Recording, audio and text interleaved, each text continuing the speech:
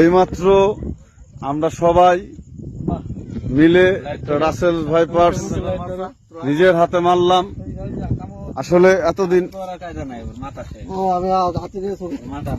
এতদিন ভাবছি যে আসলে গুজব, কিন্তু গুজব না, আসলে বাস্তব। ঠিক আছে, যে আসলে ফরিদপুর না, শুধু আমাদের ভাজনডাঙ্গা সাদিপুরের আশপাশে প্রচুর পরিমাণে রাসেল ভাইপারের আনাগোনা দেখা যায়। শুধু দেন এটা বাচ্চা, তার মানে এখানে অনেক সাপ আছে, রাসেল ভাইপার দেখেন আপনারা। ঠিক আছে, একদম জলজন্ত সাপ, পায়ের নিচ থেকে মারা হয়েছে। আসলে আমরা এই যে দেখেন রাসেল ভাইপার,